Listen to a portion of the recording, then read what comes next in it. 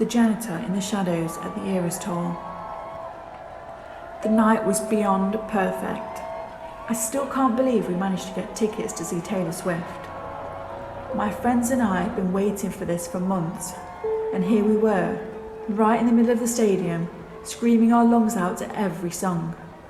Taylor's voice filled the air like magic. The lights flashed in sync with the music, and everyone around us was dancing and having the time of their lives.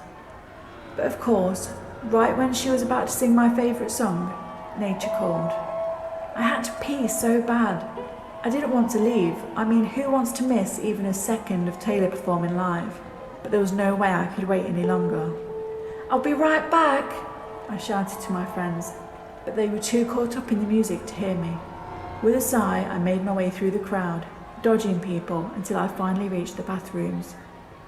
And then, of course, the line was ridiculous. I swear there were at least 20 girls ahead of me, all looking as impatient as I felt. I stood there for a second, trying to decide if I could hold it for another song or two, but it was useless. I was going to miss more than I wanted if I waited. And that's when I saw him. He was standing just outside the line, leaning against the wall. A janitor. He was wearing one of those dark blue uniforms, the kind you see people cleaning up in after events like this. At first I didn't really notice him, but when I looked his way, he smiled at me. His smile was weird. I can't explain it. At the time it seemed nice enough, kind of tired like someone who'd been working too many hours, but something about it felt off. I couldn't put my finger on it then, but now, thinking back, that smile still makes my skin crawl. "You can use the staff restrooms if you're in a hurry," he said, pointing towards a darkened hallway to the side. No line. I hesitated. My mum always told me about things like this and to be careful. But he was a janitor, right? He worked here, and I was really, really desperate. Plus, I didn't want to miss any more of the concert, especially not after we spent so much money on tickets. "Okay, thanks," I said, glancing one last time at the long line before following him. The moment we stepped into the hallway, the noise from the concert started to fade. The cheers, the music, all of it seemed to disappear as the corridor grew darker and quieter. The lights overhead were dim, flickering every few seconds, and the air felt stale, like it hadn't been breathed in ages. My nerves started to kick in, but I told myself I was just being paranoid. It was probably just an older part of the stadium. We walked further down and I noticed we were going deeper into the building. He led me down a set of stairs, and each step we took seemed to echo louder and louder. There were no signs, no other people, just the janitor and me. My heartbeat quickened, and that little voice in the back of my head started screaming at me to turn around. I glanced over my shoulder, but it was too dark to see anything.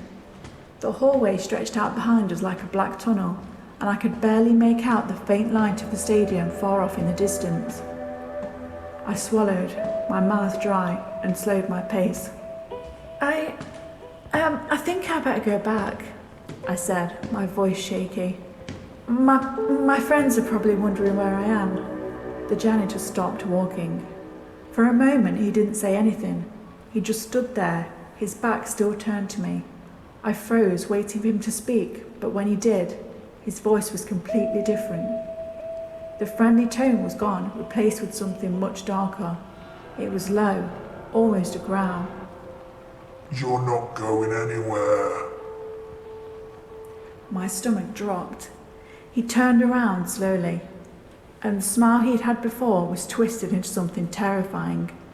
His eyes were dark, almost empty, and his face seemed colder, more menacing. He took a step towards me, and instinctively I backed away.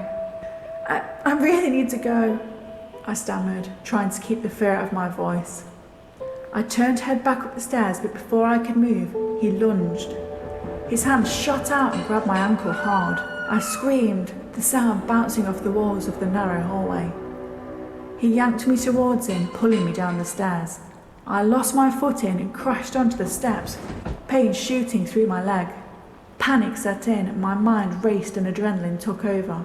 I kicked hard, aiming for his chest.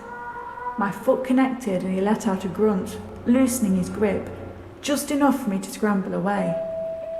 My heart was pounding so hard I thought it might explode. I ran and I didn't look back. I just ran as fast as I could, up the stairs, through the dark hallway and back towards the stadium. The noise from the concert hit me like a wave and I was suddenly surrounded by people again, but I didn't feel safe. I was shaking, out of breath, and I ran straight to the security guards, gasping out what had just happened. They took me seriously. They immediately called for backup and several guards rushed towards the hallway. But when they got there, he was gone. There was no sign of him and no trace that he'd ever even been there. I stayed with my friends for the rest of the concert, but the fun was over. We stuck together, barely moving from our spots, and every shadow, every dark corner made me jump. My friends tried to calm me down, but I couldn't shake the feeling that he was still out there, lurking in the darkness, watching, waiting for someone else to slip away. After that night, we made a pact. Anytime we go out, especially to concerts or events, we stick together. No one goes off alone, not even for a second, because you never know who might be waiting in the shadows, just out of sight. The end. Thank you for listening today. Stay safe out there. Join us In the next video. and don't get too spooked.